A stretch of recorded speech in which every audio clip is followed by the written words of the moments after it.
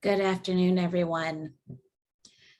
And thank you for joining the discussion session for the plenary talk given by Dr. Carrie Norris and Work Group 5 on Diversity, Equity, and Inclusion, Health Services Research, and Implementation Science.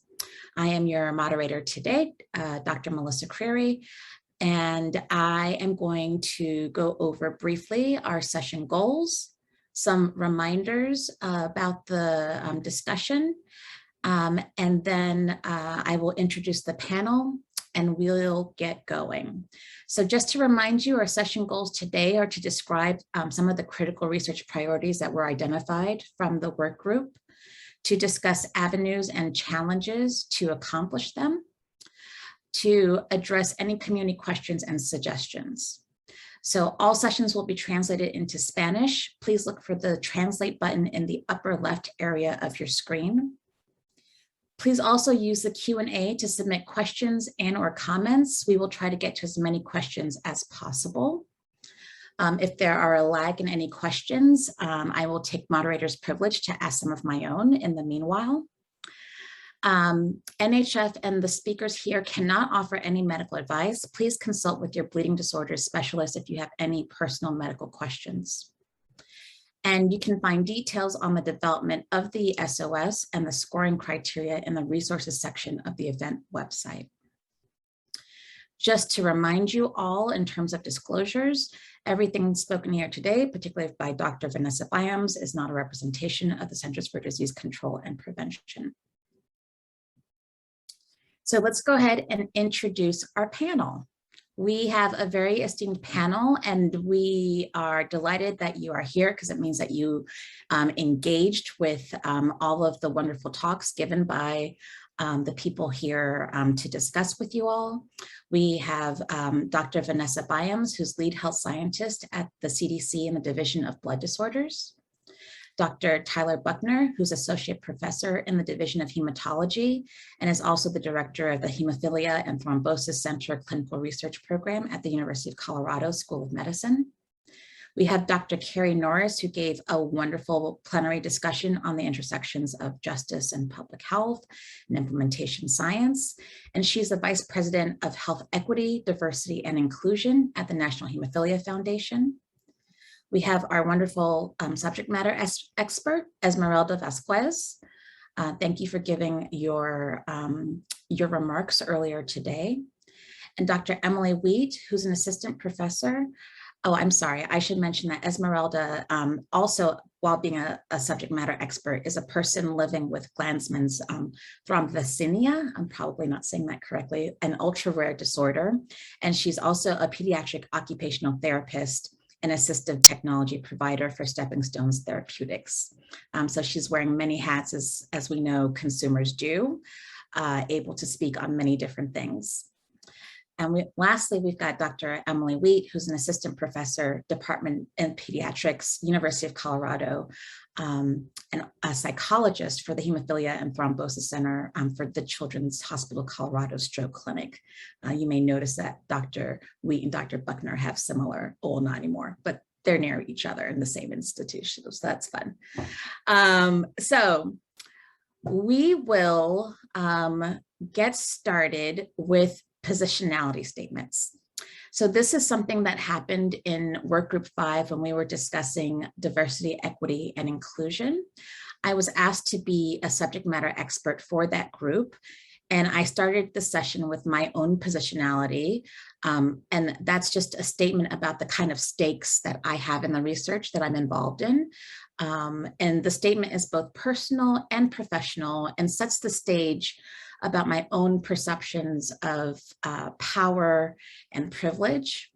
And I really, I think, helped to push the group to think about how, as researchers, we must be reflexive about our positions and transparent about the power and privilege, or lack thereof, we all bring to the research process.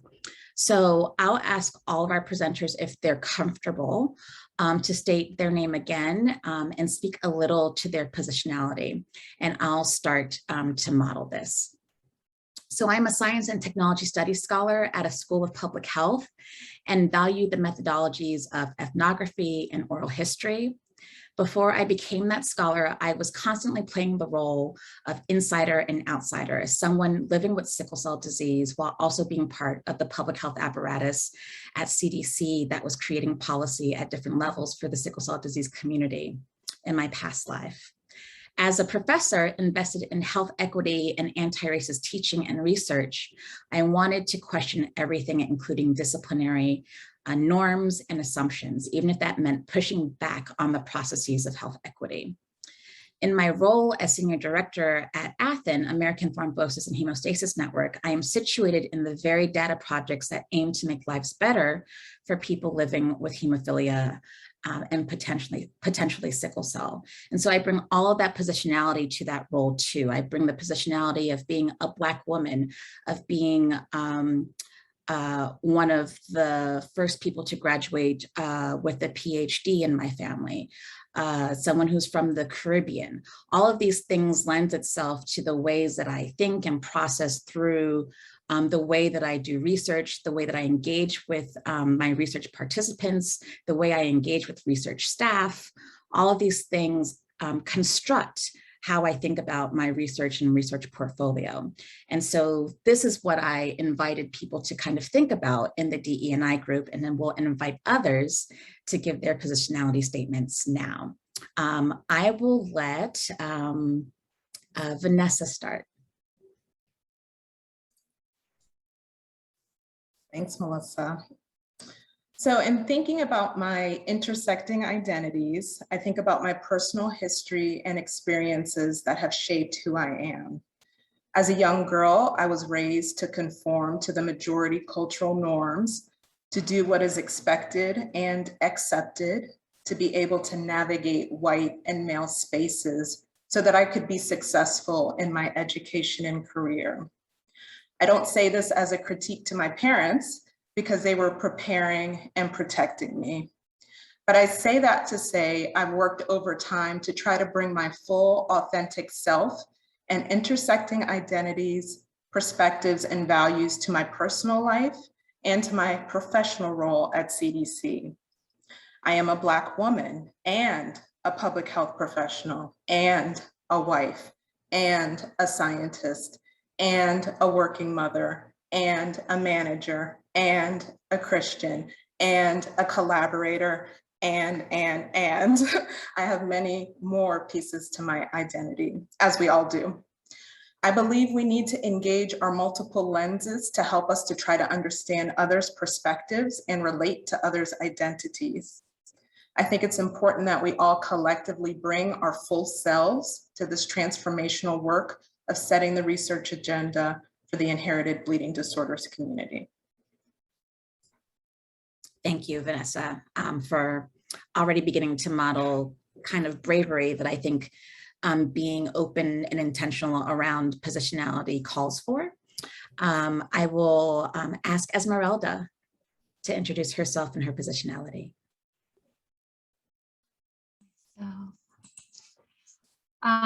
Hello, hola. My name is Esmeralda Vasquez, and I transcend 3 important identities that have been discussed over the past 3 days. I have an ultra-rare bleeding disorder, Glanzmann's thrombasthenia, and I was diagnosed at the age of 1. I am a female, and I am an ethnic minority. My parents immigrated from Mexico, and I am a first-generation Mexican-American and a first-generation university graduate. I specifically requested to be part of Working Group 5, this group, because I am very familiar with some of the barriers that Latinx of low socioeconomic status experience while navigating the intricacies of our healthcare system. I know this from a personal experience, both as a consumer of healthcare services and also as a healthcare provider. I am an occupational therapist, and I work with individuals with profound disabilities. Being part of this group has helped me kind of see how much progress we've made throughout the past few years. But it has also kind of shed some light that we still have progress to go, which was kind of really nice, the conversations we were having throughout the weeks. I also feel that having someone from the inherited bleeding disorder community, such as myself, be a part of these conversations is a giant leap forward. I like the term subject matter expert because only we kind of know what our lived experience is. And it elevates us from just being passive consumers, passive patients, to being more active participants. So we can form this collaborative relationship with all those who are so interested in helping us just live a healthier and happier life. So I am very honored to be a part of this panel, and also just very humble to have this opportunity to either just use my voice or just simply my presence. So thank you all. Thank you so much, Esmeralda. Tyler. Thanks, Melissa. So in my family, I play a number of roles. I'm a father of teenage boys, a husband, a son, a brother. To the outside world, I happen to also sit squarely in the middle of the non-marginalized. I am white, male, cisgender, heterosexual, Protestant. I recognize that many people are denied the opportunities that I've had during my lifetime to obtain education, training, and employment, and that many of those opportunities I have not personally earned, but rather have been given because of our society's assumptions based on these outward appearances. This approach to choosing who among us succeeds is inherently unfair. Despite seeing those disadvantages that were forced on others around me, I have taken advantage of my position in the system to become a hematologist and a researcher, roles that are personally rewarding and fulfilling for me. I do recognize that as a doctor and a researcher, I occupy a position of power relative to many of the people with whom I work, including patients, families, and other community members.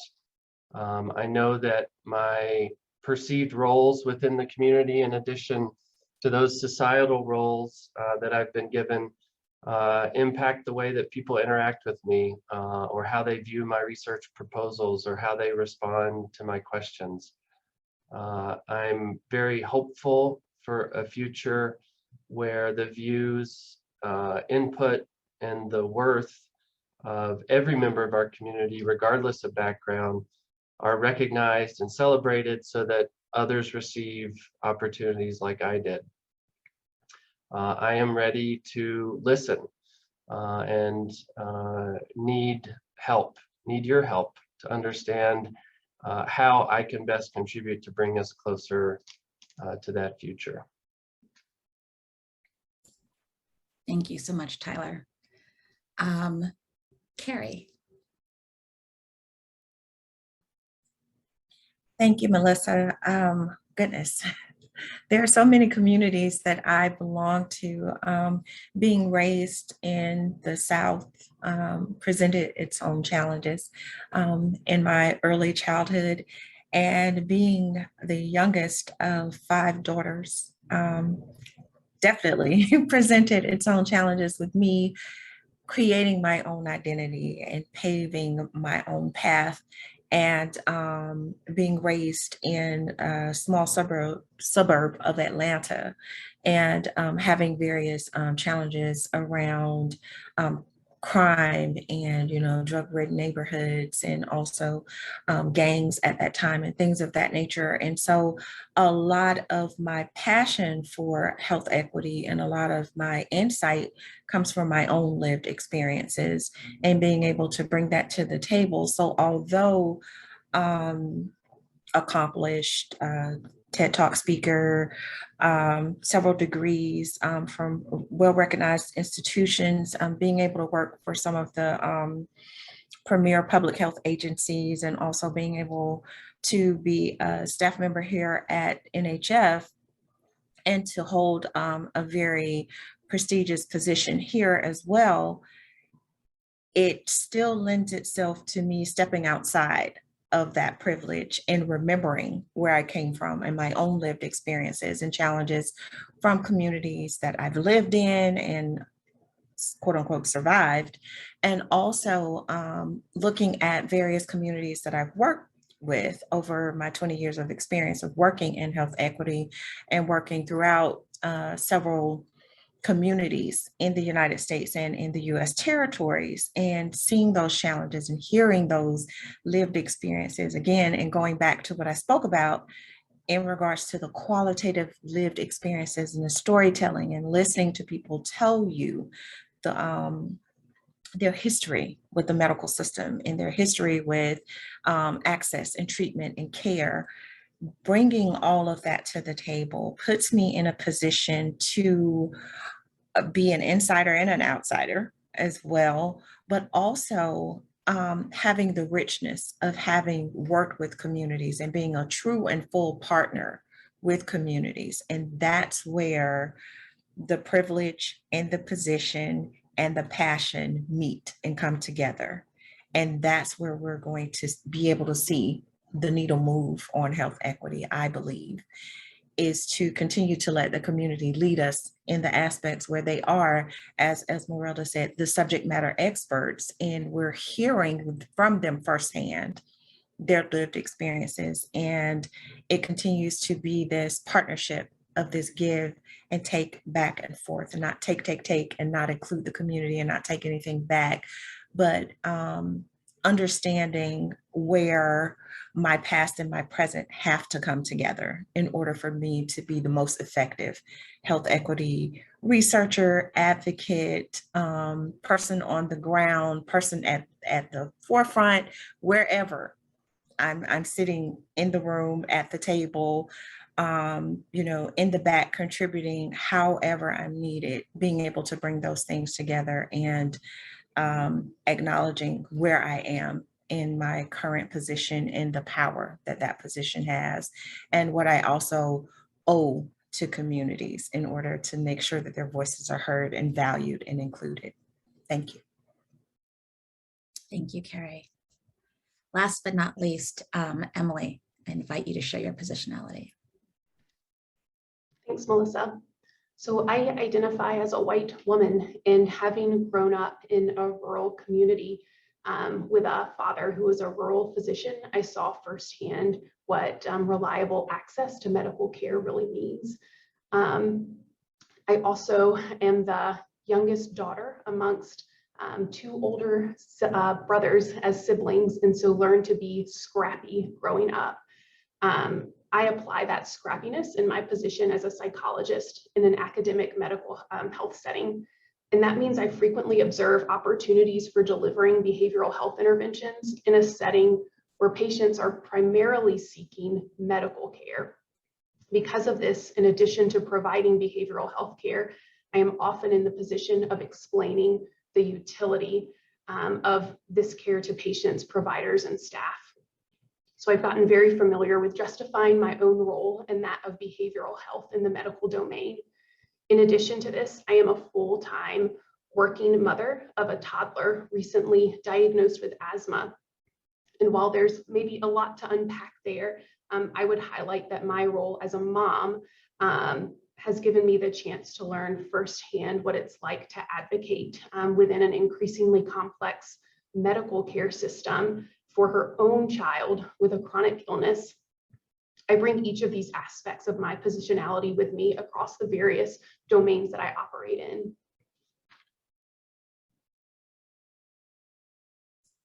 Thank you so much, Emily. I appreciate each of you being so open about where you stand in terms of your positionality, and acknowledging how important it is to your viewpoint of how you come to research, and how you, whether you wanted to or not, lent those positionalities to this research process that NHF has kind of ushered forth for all of us. And I invite all of you that are listening to think about your positionality as you engage in your own research profiles, whether that means that you are being asked to join a study, or you are the principal investigator of that study, or you're a research assistant, to think about the ways in which all these positionalities that we all hold may intersect and lend themselves to creating particular dynamics, whether positive or negative, in the research enterprise. We will go over any questions that you may have had while listening to the amazing sessions that were brought forth by Carrie, Vanessa, and Tyler. We'll ask you to please add your questions into the Q&A portion of the interface. And while you're doing that, I'm going to start to ask some questions of my own. And I'll start with Carrie, particularly around her really powerful presentation about the intersections. You really do kind of set a path of how we can look at this really rich field of knowledge around implementation science, around some of the basics of public health for those of us that might not have been exposed to that before, and some of the notions of kind of, starter pack for social justice. In your role as Vice President of D&I for NHF, can you talk about for you what equity advocacy looks like? So in my current role, what equity advocacy looks like is twofold. So there's internally with our team to make sure that things are equitable across the board in regards to protocols, processes, things of that nature, and to make sure that I'm in tune and working with those departments to answer any questions, to give and lend my expertise to anything that they're currently working on. If there are guidelines, recommendations, things of that nature that go out externally to our partners, to chapters, to HTCs, anything of that nature. And so what it looks like is being at the table with those whom we serve. And it's always this, I approach it with a servant leadership kind of attitude, where I'm listening, I'm being in tune, I'm making sure that I'm understanding what the community needs are first. And then in order for me to be an advocacy partner, fully collaborative in that process, is being able to say, okay, how are we going to set up our milestones for this advocacy work and what it looks like? And so that's kind of threefold. So it's the first step of looking at where the gaps are, whether it's policy, whether it's programs, whether it's services. And then the second step, moving from where the gaps are, is empowering people in the community to be able to advocate at their local level for their best health, for access, and then also for those wraparound services that help them to be their best selves and live lives that are thriving. And then that third part is making sure that whatever works, whether it's a promising practice or an evidence-based practice, to ensure that whatever we're putting forward works across all communities and looks at the uniqueness of those communities, and then making sure that we raise that up to the top. So it's not keeping it to ourselves, it's the dissemination. It's opportunities like this to present the work, to talk about the work groups where we're able to brainstorm and work together collaboratively to solve those issues, and then moving it forward. So from assessment all the way through dissemination, and throughout that process, including and empowering community members at each and every step. That is perfect, a perfect segue for the next question, which is about mobilizing research. Work group 5, Emily, Esmeralda, Tyler, Vanessa, you guys had a very large breadth to cover in work group 5. It was about diversity, equity, inclusion. It was also about implementation science. It was also about health services research. And in each of those buckets, it was clear that things like access to care was a topic that could span all three of those buckets. The other bucket I think that was very obvious was that in order to move the needle on any of these buckets, that we have to be able to mobilize research from the community level. And so I would ask the panel members what they think and what they, at the end of this process, how do we operationalize getting community at the table for creating and leading research priorities? And I'll start with Esmeralda, and then we'll go to Tyler, and then we'll see where we are on time. I think I see this as a consumer and also as a healthcare professional. And I think one of the ways is to build that trust between the patient and the healthcare provider.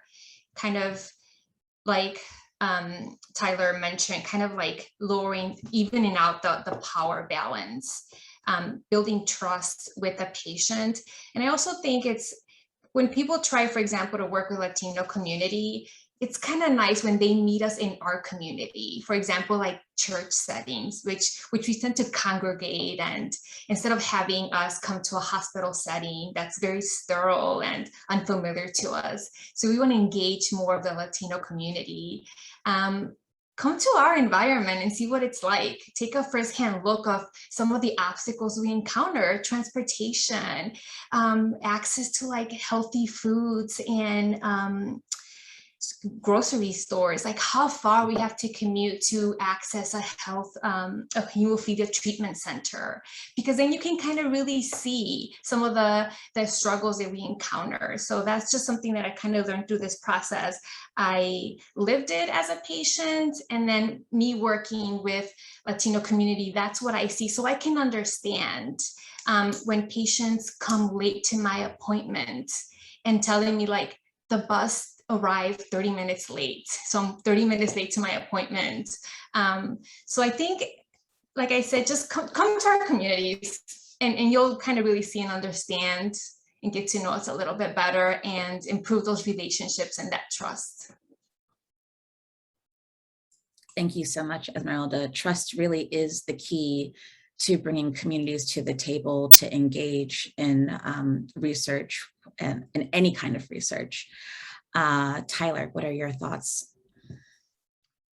I think something that we talked about again and again in all three of our kind of sections was education, and not just of any particular profession or group, but of all of us. I think that cooperative, shared, broad-based educational efforts are needed,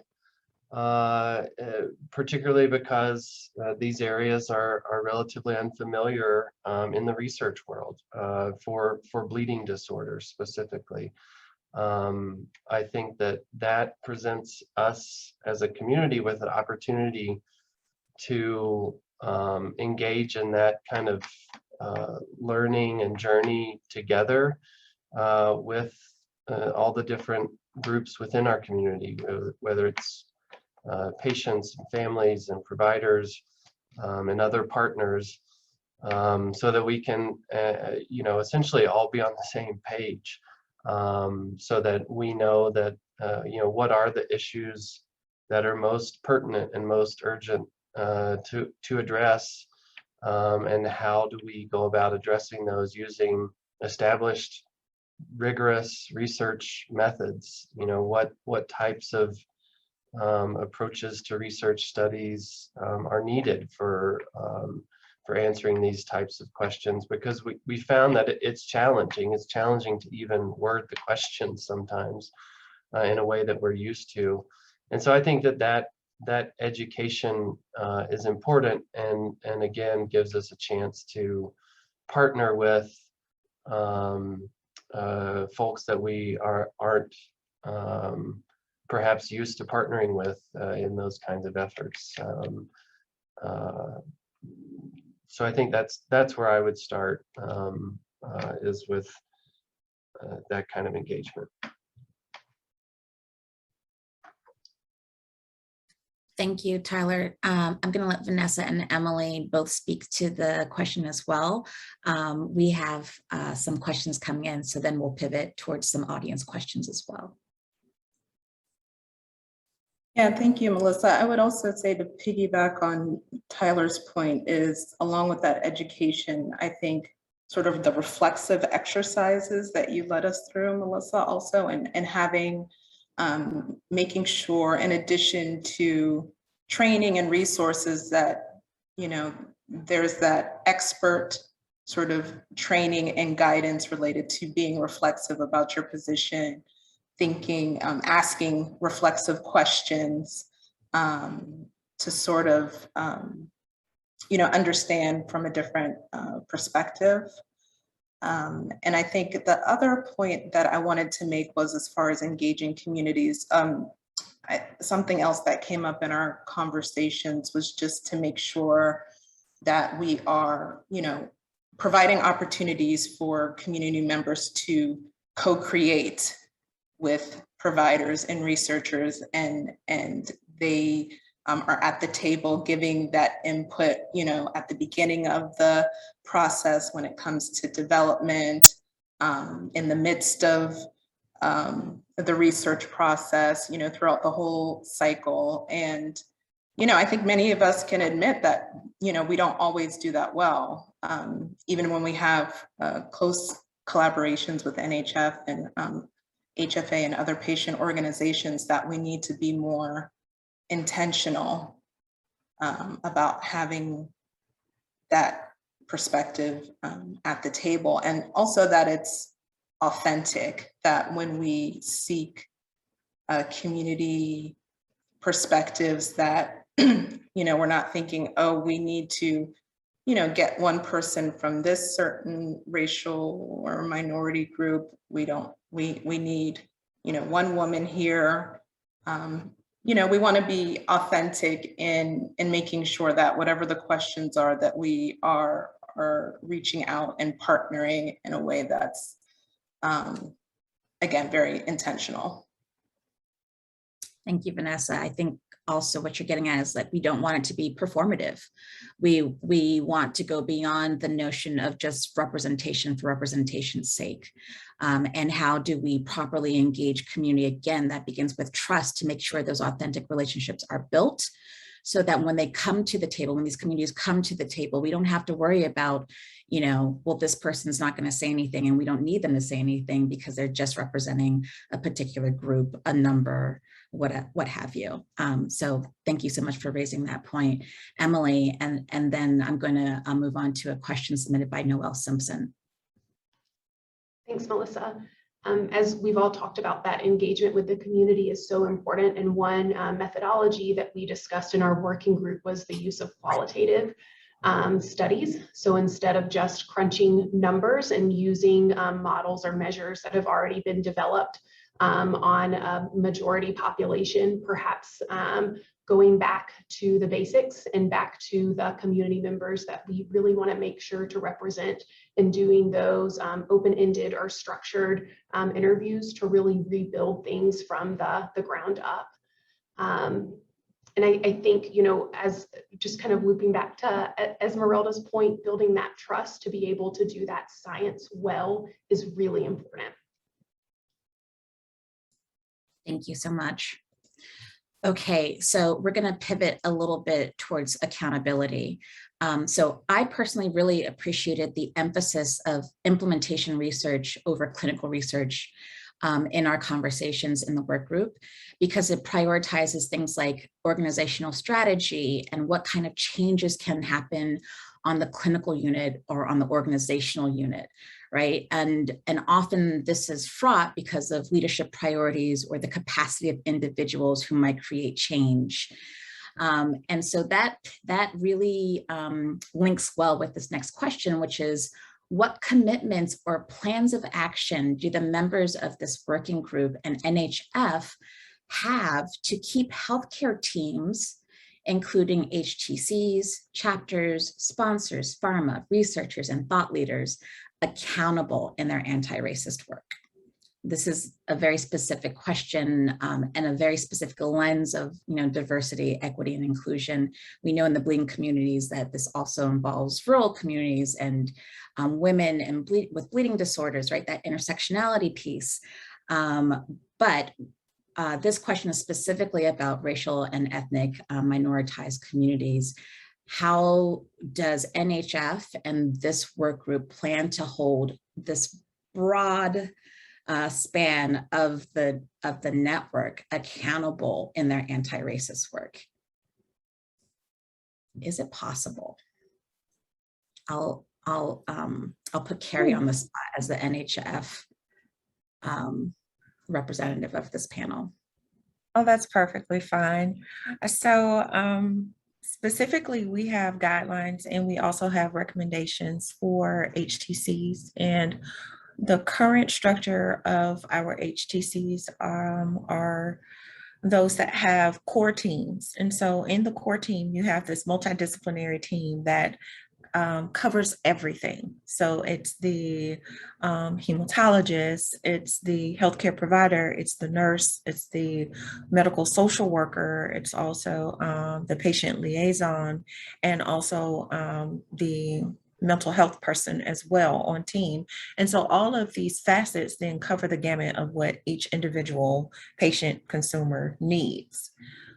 Our job in the guidelines is to make sure that those guidelines are very specific about what we want to see in regards to cultural sensitivity, linguistically and culturally appropriate care, education at the HTC, and things along those lines of that nature, of accountability, of professional development as well, in regards to those core team members and expectations around that and recommendations and guidelines around that.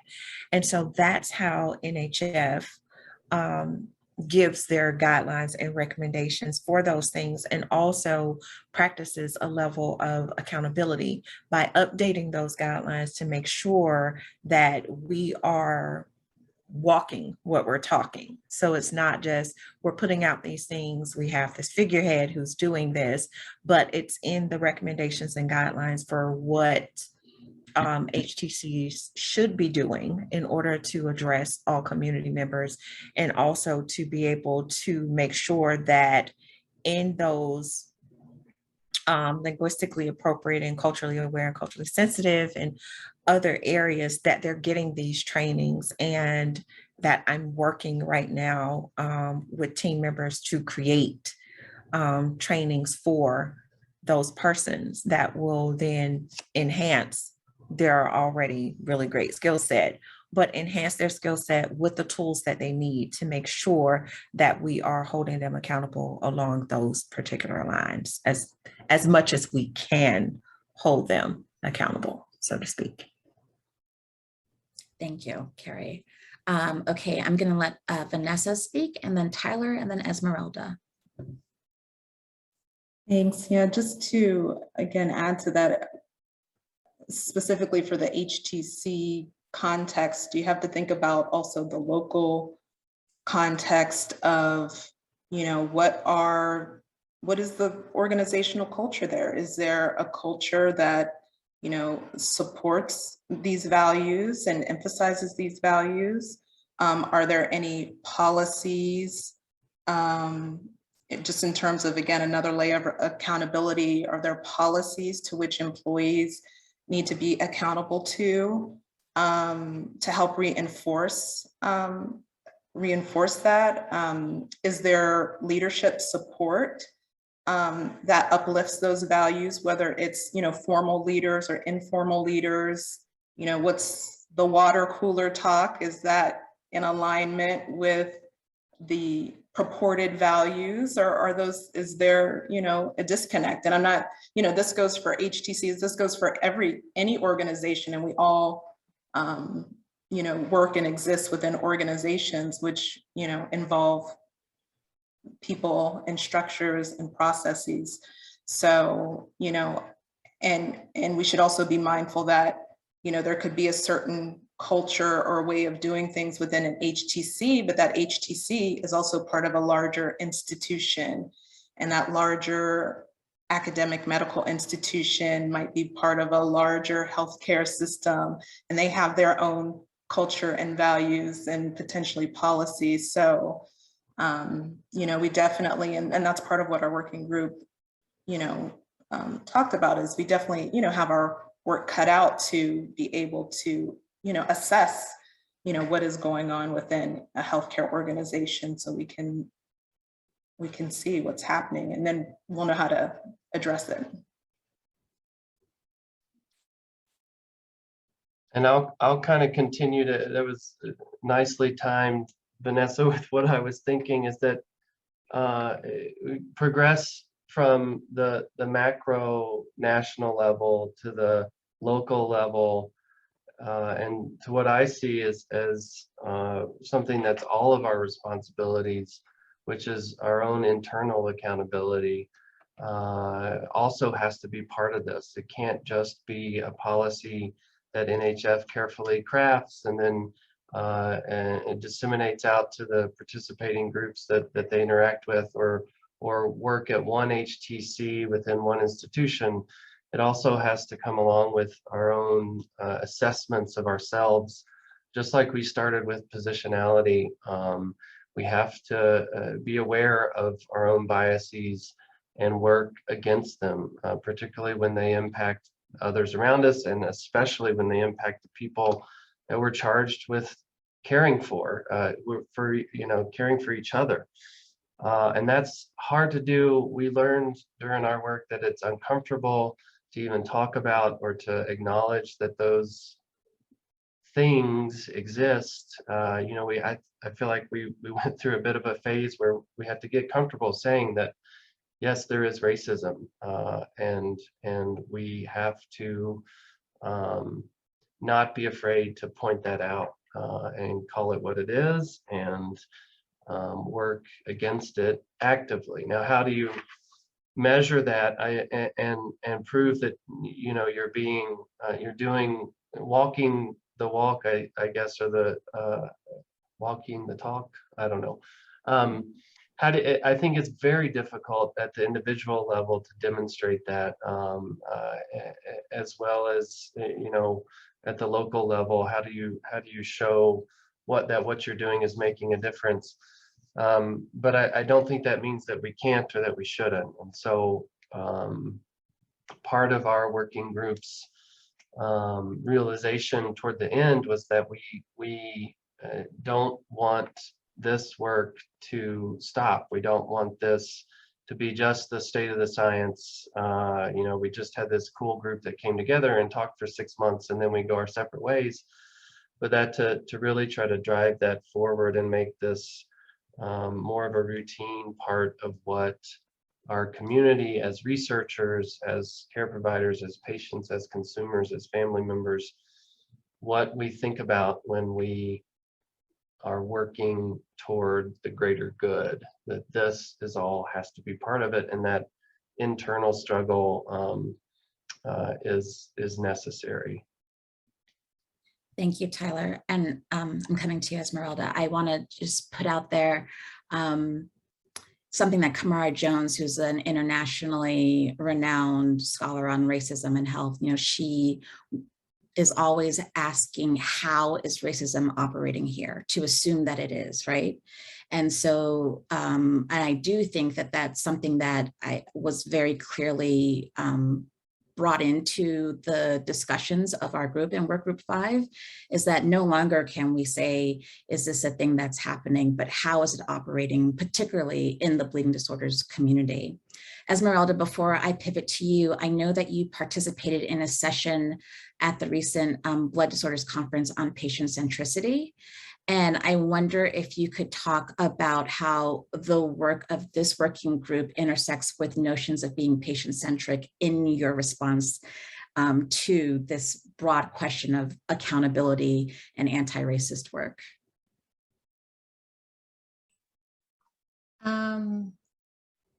Well, I just want to kind of make one comment when we're talking about the guidelines. So I attend an HTC center. I'm from Chicago. I live in Chicago, and Chicago is very diverse. And I see the sincere cultural humility that's practiced in that HTC center. And I didn't know the NHF had guidelines to kind of guide this, which is really nice to hear. But my concern is what happens to community hospitals that don't have HTC centers, where I know like a lot of people of color attend? Is there like a collaboration with those hematologists and those, because that's the reason I got into the HTC center that I attended. I was really not satisfied with the care that I was receiving at the community hospital that I attended. So I started doing my own research, and I came across HTC centers that I didn't even know existed. So I wasn't sure if there's guidelines to kind of guide those healthcare providers, and also because I know there's a lot of diversity in those community hospitals, to kind of get the engagement of the community involved. So that was just kind of a question that I had for Carrie.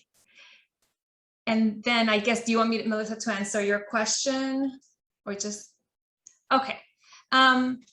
So when I attended that other panel, trying to kind of come up with how to operationalize, I guess, define patient centricity, it was, to me, it is what it is, what's happening right now. And I actually developed this conceptual model to kind of explain to the audience what it means to me. And it kind of means the conversation that we're having now, engaging the community in a very nice, collaborative, respectful way. When thinking about a patient, understanding that the patient is part of a family unit, is part of a community, and is part of a much larger system that I can't even wrap my head around, like how are these guidelines and hospital policies work. But when I think of patient centricity, is kind of in these conversations, somehow getting the community involved. And I think like panels, and obviously like Zoom is accessing people throughout the US, which is very, very nice and easy. So that's kind of what it means to me, like patient centricity and this collaborative effort. So I did like two little like diagrams, like a back and forth relationship, advocacy, research, and the clinical care aspect. Because I feel like as a consumer of healthcare services, part of the community, like I feel like we have a role in each of those areas. Thank you, Esmeralda. Emily, I see your hand, but for timing, I'm going to move on to the next question. The next comment and question is from Donna D. McKelly, and she says, to all thought-provoking presentations, it would be great for the panel to discuss their vision for how the HTC network might evolve to actually deliver this community-based transformational healthcare that Dr. Norris discussed, and better meet NHF's equity, inclusion, and social justice goals. So this is about vision for how the HTC network might evolve. I'm gonna, again, take moderator's privilege to say that, you know, there's a whole methodology called community-based participatory research. I'm seeing nodding heads, and you know that is one of the ways that we can transform healthcare vis-a-vis the auspices of research by being intentional. And I think Dr. Norris said this at the very beginning, or maybe it was Vanessa, or maybe it was all of us, because we're all in the same choir. We're all preaching to the choir on this panel.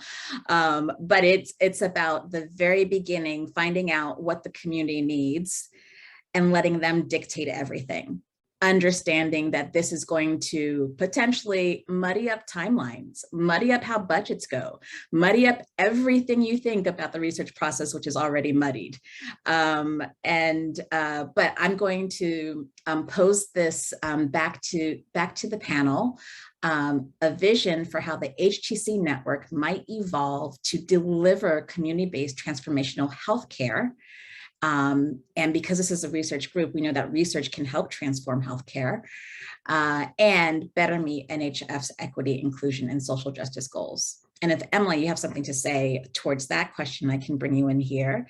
Otherwise, I'm going to pivot again to the NHF rep, since one of the questions is specifically about meeting their goals. Thank you, Melissa. would say in regards to the research, many of these things can't be done without funding, without systemic support. So, and that kind of comes back to the point I wanted to make about the last question with accountability, that we really, our HTCs, our centers, and our communities really need funding in place to support the research and the program development that needs to happen to implement, to make some of these changes, and then to show their effectiveness. And so I think that really applies, to both scenarios.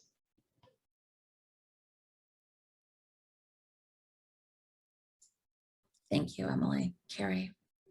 So what I would say is first and foremost, I want to say there are HTCs that are doing great jobs. So we're not saying that they aren't on the pathway or working towards this already. So that's the first thing I want to say.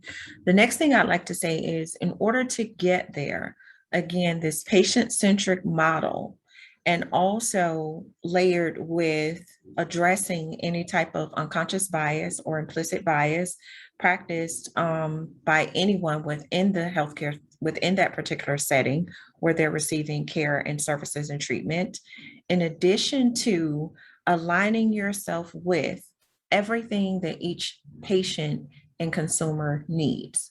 So we're not saying that HTC should take care of people's rent or people's, social support networks or any of those things, but aligning the HTC services with other organizations to make sure that you're filling the gap and you're addressing the whole patient will get us on this pathway. Again, it's the community-based participatory research where you have the community at the center and you're being patient-centric with access and treatment, and then addressing those that have particular challenges with transportation or telehealth or what have you, given our current situation throughout the country, in addition to looking at specifically how you're able to align yourself with other orgs to meet the additional needs, and you're addressing the entire patient. So if there's a particular family that has multiple members with multiple bleeding disorders with various types of treatment, then you're thinking about the funding for that. You're thinking about their competing interests. You're thinking about transportation. You're thinking about health insurance. You're thinking about all of the challenges that come with that. If they're employed, if COVID has affected their employment rate. So all of these things. So then you have well received and well recognized relationships with other community-based organizations so that you're meeting the entire need. That's where the transformation comes in, where it's not just you come in, you get this service, we get reimbursed for providing you this service or this treatment or what have you, but we're looking at you as a whole patient. How's your mental health? How are things going? If you're stressed, it's going to affect your health outcomes. So what's stressing you? Oh, I can't pay a particular bill, or I'm having trouble meeting something, or, my husband or my partner lost their job. Whatever the situation is, we have someone immediately that we can connect you with. Is it United Way? Is it another agency that's in the immediate vicinity that can supplement and support these services? And so when we talk about this transformational model, and we talk about this patient-centric model, then we are truly addressing everything that touches the patient. We're not putting it on the HTCs to be the panacea for everything and to cure everything, but to definitely be the connector in the picture where we are addressing everything that potentially touches the patient, where we can definitely refer them out and have community liaisons that can help them with other areas that then ultimately affect their mental and physical health. Thank you. I see Len has his hand raised. I'm gonna let Len address the question, and then Vanessa, I'll ask you to come in after Len. Yeah, so first, Melissa, congratulations on an outstanding panel. Really well done. As Carrie said, NHF is not a social organization. We're not designed, we don't have the expertise, but we are going to ensure that we're going to take care of people in the community. And as Carrie said, to be able to be the connector and to be able to support those individuals as we did during, the early days of COVID, when there was COVID relief provided through the chapters. I think it's really important that we recognize the place that we have in terms of fulfilling the mission that NHF has adopted to ensure the health and well-being of people and families with inheritable blood disorders. And I think it's important that we recognize that there are social issues that need to be dealt with. And although we may not be experts in these areas, we're going to find those experts and connect with them. So I think Carrie's spot on in how NHF needs to approach this by collaborating with others. Thanks, Len. Vanessa. Yes, no, I agree. And Carrie definitely addressed that in a fantastic way. And I would just, and I'm probably queuing it up to Tyler or Emily, but one of the issues that came up frequently when I think about what transformational sort of changes within the HTC, there was some discussion about just the important role of behavioral and mental health and pain management, and maybe how that could be further emphasized and integrated. And so Tyler or Emily can speak to that better than me. Again, we're on the same wavelength, Vanessa. I mean, that's those. So these are exactly the points that I wanted to make. When thinking about a vision of how do we transform the HTC model, which already has so many advantages that we enjoy, how do we make it even better? And in my mind, I think about how do we shift the balance of costs and benefits for our patients so that it's more weighted toward the benefits side. What are the costs of being cared for by the HTC? What biases are present that in our clinics and institutions that we need to address and remove to reduce that cost of simply showing up? What is the cost of travel time? How do we go to where patients are so that they don't have to worry as much about how they're going to get here? How do we address insurance issues, address medication cost issues? How do we reduce those costs of being part of or being a part of this community? And then on the benefits side, I think that offering and taking on more of these issues that are important to our patients and that have been identified time and again, that you mentioned, Vanessa, pain management for so many people who are affected by chronic pain. Why is that not part of what we do? And that's part of life for so many of the people we take care of. Mental health is exceedingly important, and addressing well-being and issues related to wellness and healthy living should be part of what we do. As pointed out in other State of Science sessions yesterday, there are problems, medical problems, that are increasingly being recognized as very overrepresented in a lot of our patient groups, like hypertension. I've personally always been resistant as a hematologist to managing somebody's high blood pressure, because I feel like I don't know how to do it as well as, say, a cardiologist or a nephrologist or an internist or a family medicine doctor. But perhaps we need to change that and make it so that these pressing medical issues could be addressed even within a very subspecialized place like the hemophilia treatment center. So I think shifting that cost benefit balance is there are multiple ways to do that, and it's going to be a little different at each center. But I think that opportunity exists. Thanks, Tyler. I'm gonna pivot to Emily, and then I have a provocative question for everyone. Thanks, Melissa. Yeah, I feel like it's important just to note that we really do have some opportunities for the behavioral health realm from a research perspective for our bleeding disorder patient populations.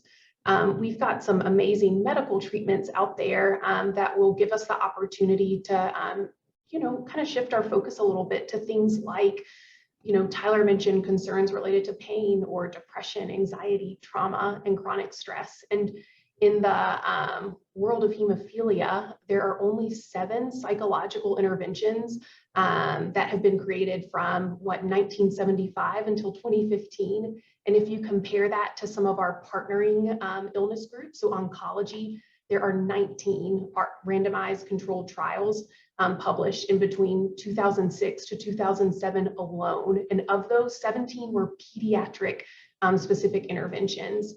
And then if you look at the quality of those psychological interventions in hemophilia, they're rated really low, so low to very low, using the GRADE framework, a framework that looks at quality of evidence. And then, when it comes to assessing behavioral health, we're often not using gold standard measures. We rely on patient reports of the presence or absence of anxiety or depression, or measures that aren't really initially designed to even assess psychological concerns, or maybe even omit this topic completely. And I would say we don't really know how psychological supports could optimize things like patient adherence to treatment. And with all the cool things that we're doing with gene therapy, we really haven't, again, to my knowledge, conducted research on the cognitive, emotional, and social impacts of these types of treatments. And I think that's really important. So we've got some opportunities here in the research realm for the behavioral health side of things to really do better. Thanks, Emily. I remember giving a keynote about justice and like algorithmic something another. And afterwards, someone asked me, "Were you meaning to be so provocative?" And I was like, "What? I was just asking some questions." All of that to lead us into this next question around okay, so we're being intentional about transforming the system, right? Because this is a systemic process, a systemic problem. We are addressing racism. We are being intentional about having health equity programs in the HTCs. We are traveling to where the communities are, literally. We are establishing CBPR. We are understanding that timelines are being skewed, and we have to actually add 2 more years to this thing in order to get the outcome that we thought we were going to get. And so the question for the group is, do you anticipate any pushback from anyone in the greater inherited bleeding disorders community? As we have seen recently, entire states have denied teaching some of these types of ideas. I'm just going to say, put it out there, critical race theory, right, is what was being talked about here. And critical race theory definitely has a hand in anti-racist principles, and particularly around anti-racist research methodologies. And so how will that be addressed? I don't think we can necessarily speak to how individual HTCs, how that might be addressed in individual HTCs, but we could imagine, right, that there could be some pushback if we were to begin to center the margins, if you will, begin to center things like anti-racism. And to be clear, to be anti-racist is to lift everybody up in this boat, right? It's not just about race necessarily. It's about this reflexivity that has a hand in transforming the way we think about all kinds of identities. So that being said, what happens if there's pushback?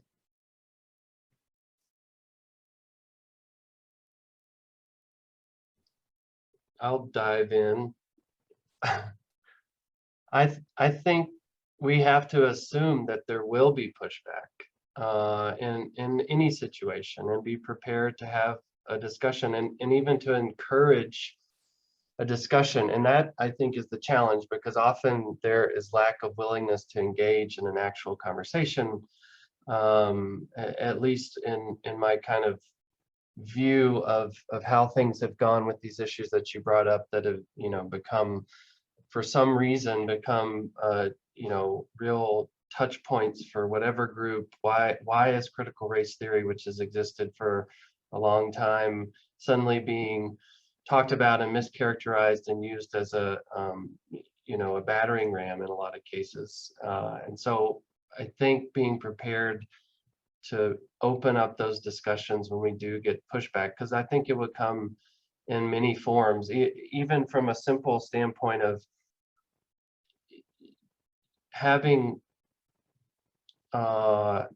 seen so many patients in my own clinics with pain, and knowing that that's an issue, even in the pediatric clinic for some people, and yet still getting pushback after years of giving talks about pain, about, well, this either isn't our problem because we're hematologists, or it doesn't actually exist in kids, or it's something that it's somebody else's issue to address. Learning how to anticipate those concerns and arguments, which are really discussion starters. And so I think that in my mind, we're all amongst friends. As you said, this is preaching to the choir. So it's easy to have a panel discussion like this about these kinds of things on Zoom.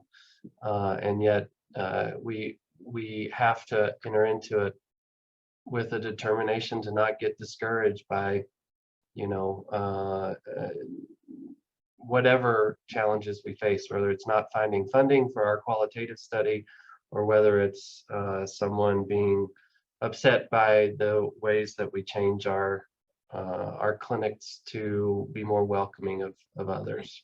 I think all those things are certainly possible and should be anticipated, and another aspect of what we have to figure out together.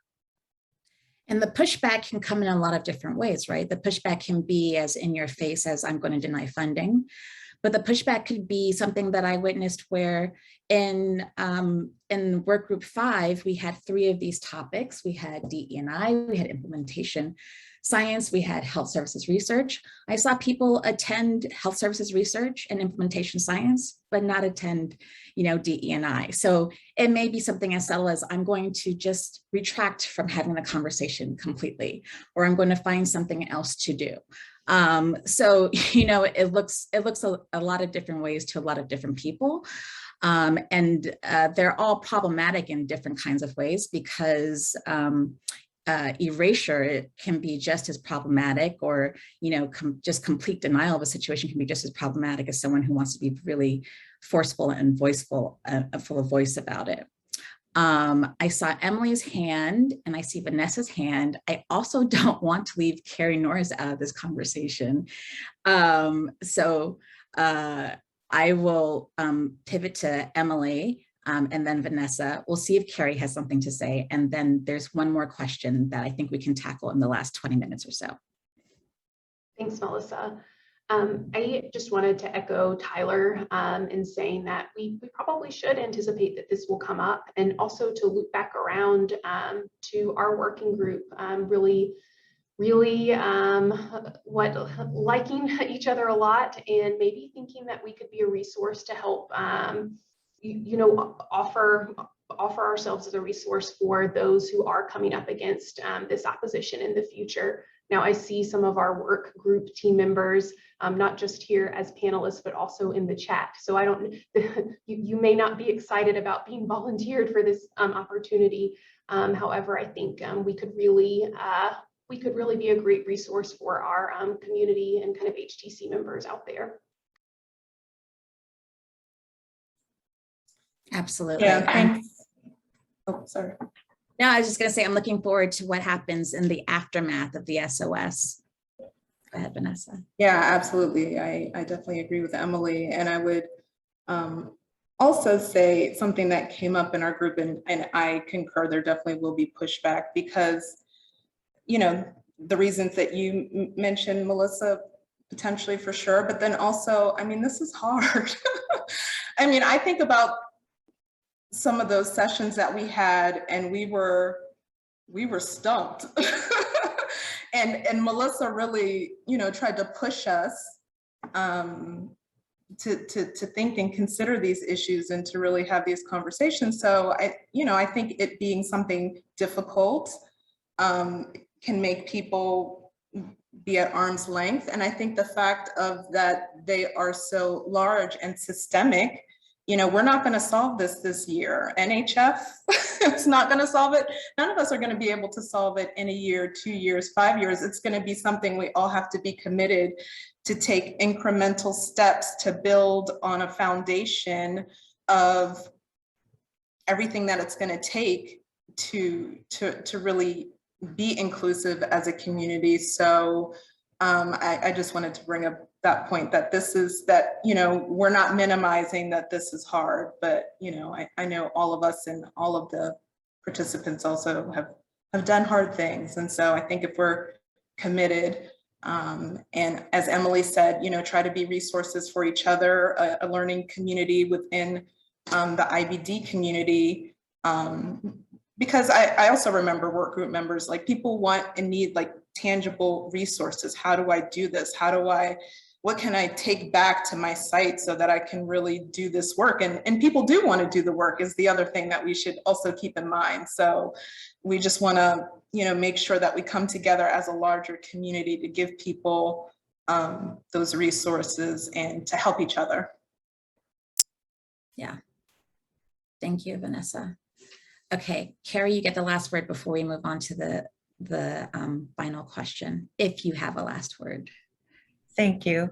I have to echo Vanessa's sentiments. It's about putting the resources out there. So it's determining what types of resources we're going to create. There are the on-demand trainings that can be done. There are fact sheets. There are also resource guides, things of that nature, in addition to providing technical assistance to those organizations that are open and that are willing. And so for all things, we know that we have early adopters, we have late adopters, and then we have those who are just completely resistant. You work with who wants to work with you and who's willing to do the work first, and then you slowly integrate your way into the other realms by finding, again, kind of what I've done in this space, which is coming together around similarities and then teaching others to respect those differences, right? And so we have to find a way to at least get those people who are a bit hesitant or resistant to the table, because we learn from them as well. And in effort of getting them to the table, it at least shows that they're willing to have the conversation. So tell us why you have the opposition, and then we move it forward to talking to what we can do, what is feasible, what is comfortable. And I think the first thing we have to let people know is we're not trying to change you, the individual. We're trying to change the situation for the actual patient and consumers and for the communities. However, you will have to do some self-awareness and some self-regulation in order to stay in this space.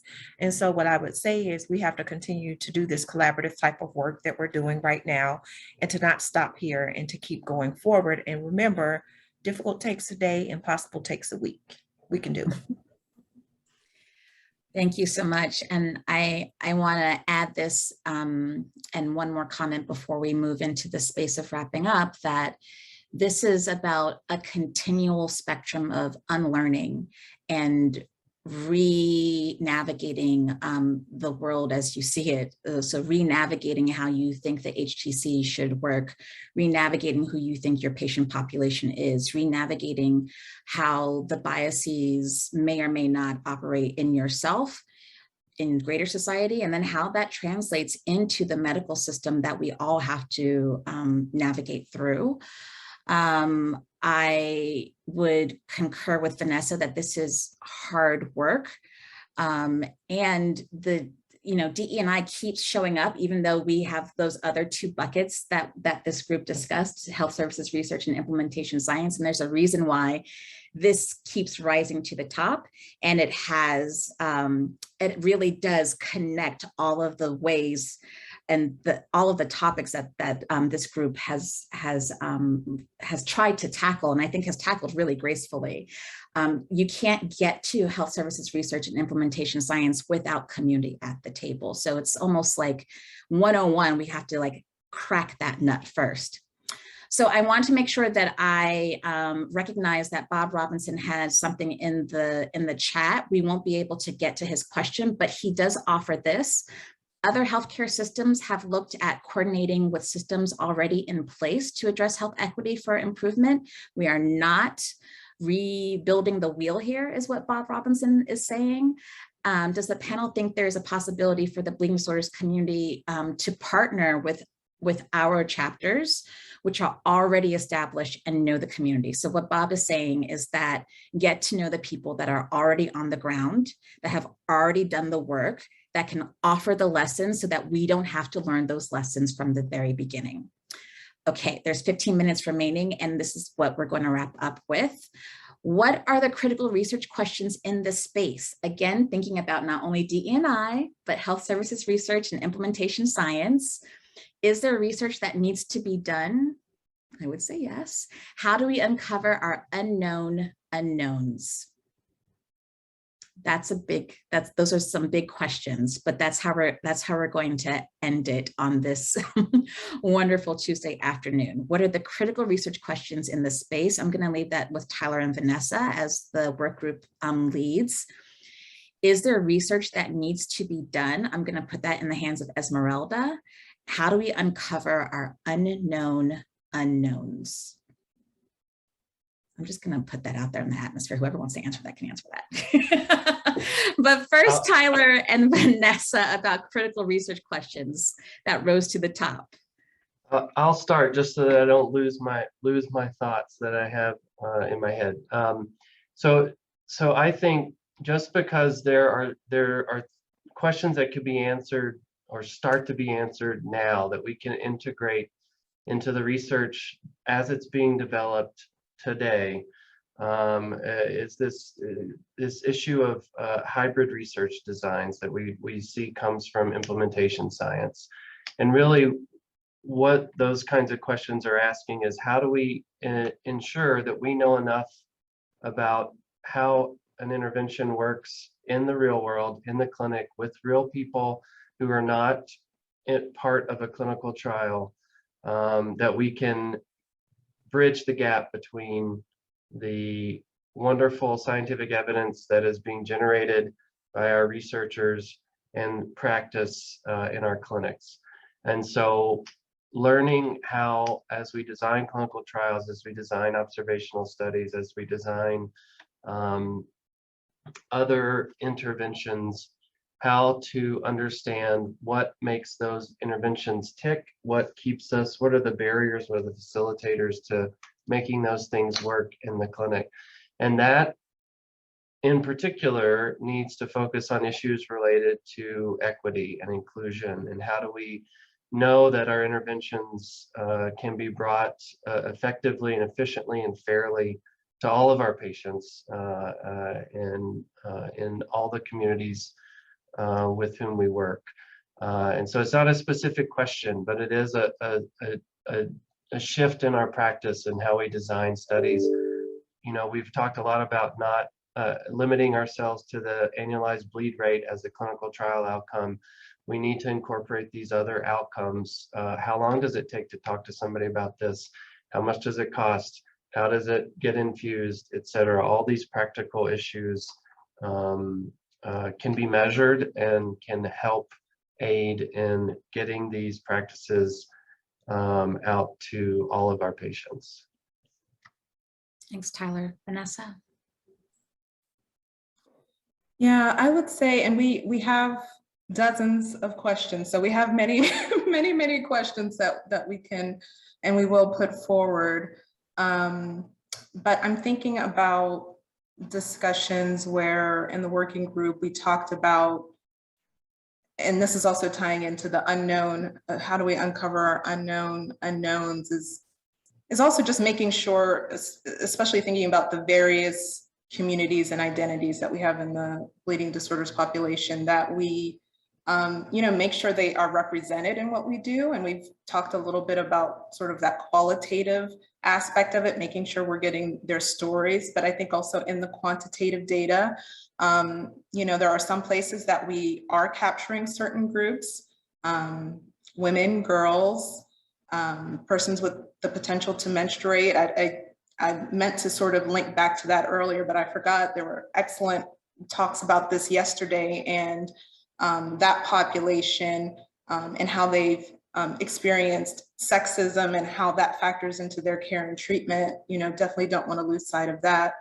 But there are groups that we're not capturing information that well so that they can be represented, that their voices are represented. So in terms of, different gender identities, sexuality, even sort of more information about, disability status and challenges in that area. There's, language, culture. I mean, there's a very long list, and there's some things that we don't know. So, that's what's coming to mind when I think about the unknowns, and we're going to have to, integrate that into our various, data collection, or, maybe even find sort of other ways. Are there other existing data that maybe we're not aware of that we can sort of get more information about some of those subpopulations? But I think we're going to have to, more fully integrate it. I know Athens has integrated gender identity more fully, and that's something, thinking about community count, CDC surveillance, that's something that we would like to be able to integrate those elements as well, so that we make sure that we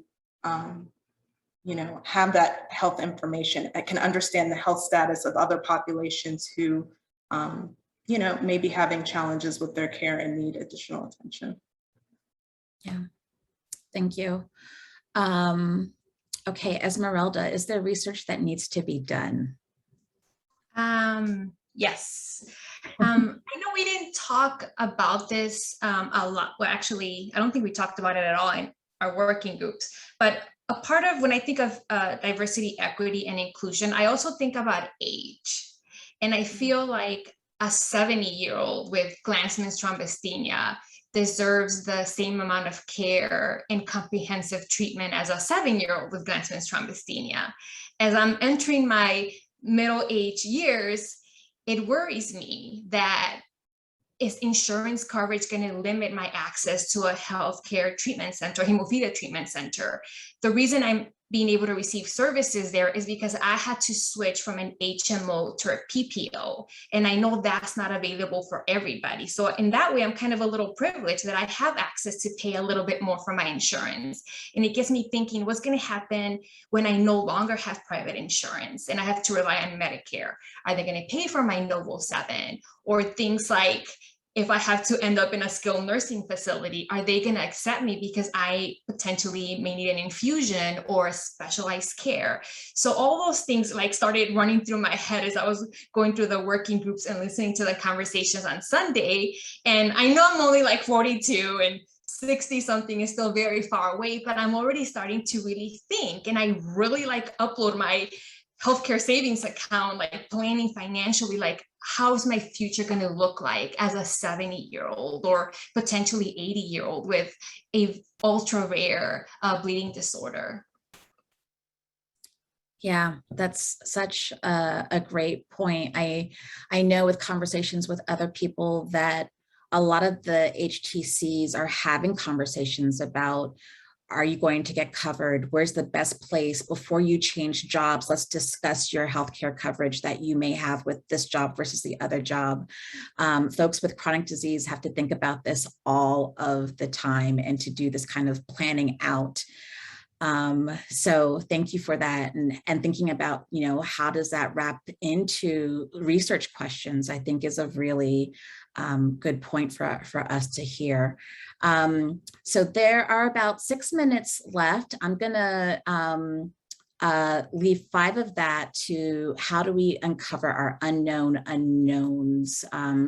And Vanessa spoke to it a little bit, but if anyone else wants to add some final thoughts to these how do we delve into the unknowns, I would say that the more conversations you have and the more opportunities that you have to bring people to the table who have different ideas than you, that's how we get to uncover a little bit of the unknown unknowns, right?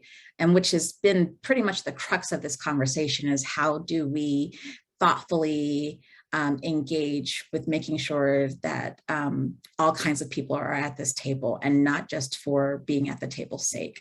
Carrie, I yield the floor. Thank you.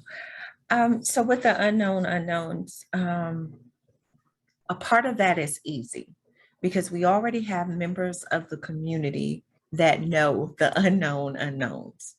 And so through these, through their, again, lived experiences of telling us some of the challenges that we don't already immediately see on paper that kind of bubble up through their experience, similar to what Esmeralda just explained, is a concern for her. Then when you have those conversations, then now it's at the top of our list. It's on our radar. We know that. And so I've been having these conversations with Lynn in regards to being able to do some photo voice and some in-person interviews with people from the community, you know, just everywhere, because I believe that that's going to give us our first stepping stone to the unknown unknowns. Because think about it, everyone in care at least knows someone with the same condition that's not in care for whatever reason, be it monetary, be it a transportation issue, just access across the gamut of when we look at the spectrum of access issues. And in that, they can connect us then with those persons and say, you know, Mary's my longtime friend, you know, we started out bringing our kids to the HTCs together, and she dropped out of care because of, you know, a job issue or insurance issue. They still have that connection into the community. So when we look at those 6 degrees of separation and start talking to community members outside of surveys and getting these stories and lived examples, then I think we're going to uncover a lot of the unknown unknowns and then the data that's missing. So this is something that we know missing data is a form of oppression as well. A lot of times we don't include or we throw out the data where we don't have, you know, a large enough set of information or numbers from certain community members.